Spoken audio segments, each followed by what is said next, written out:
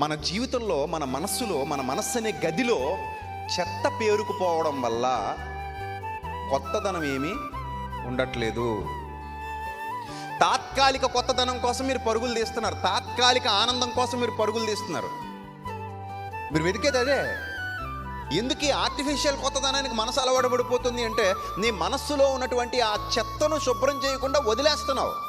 Even నువ్వు ఒక క్రిస్టియన్వే కావచ్చు, నువ్వు క్రైస్తవుడు కావచ్చు, నువ్వు మారు మనసు పొంది బాప్తిస్మం పొందిన వాడవే కావచ్చు, నువ్వు దైవ భయం కలిగి దైవభక్తిలో బ్రతుకుతున్నాను అనుకుంటున్న వాడవే కావచ్చు. కాకపోతే ఇక్కడ ఒక పాయింట్ ఏంటంటే, నీ మనస్సులో ఏదో తెలియని ఎప్పుడో ఒకప్పుడు పడిపోయినటువంటి చెత్త అలాగే ఉండిపోయి ఉంటే దాన్ని క్లియర్ చేసుకోకపోతే నీ మనస్సు గది ఇంకా ఎలా ఉన్నట్టు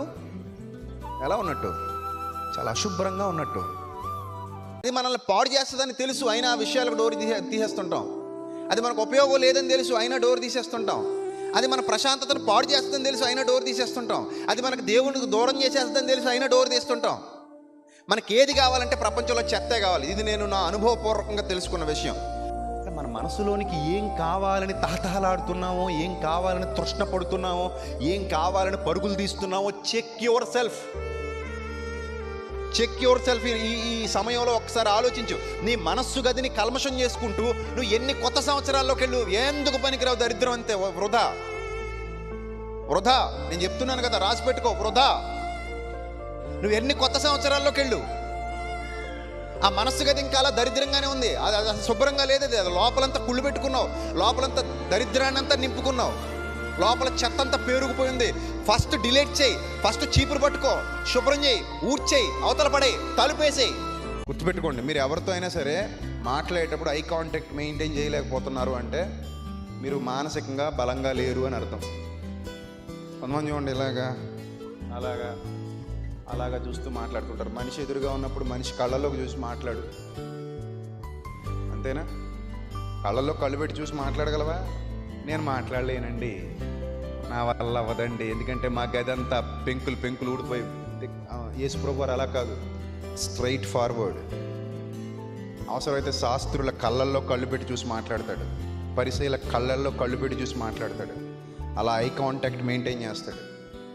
ఎందుకు ఈ ఐ కాంటాక్ట్ మెయింటైన్ చేయడం అంటే, అది మనలో ఒక సిన్సియారిటీని ప్రేరేపిస్తుంది. మీరు కావాలంటే చెక్ చేసి చూడండి. మనం ఏది మాట్లాడుతున్నా, మనం సత్యం మాట్లాడుతున్నప్పుడు జంకం, తొనకం, బెనకం. నువ్వు ఇంటికి వెళ్ళిపోయిన తర్వాత నా మనసు ఎందుకు గలిబిలిగా ఉంటుంది, నేను ఎందుకు ప్రశాంతంగా ఉండలేకపోతున్నాను, నాలో ఉన్న లోపాలేంటి, ప్రతి ఒక్కరూ సీరియస్గా చేయండి. ఇది సిన్సియర్గా చేయండి.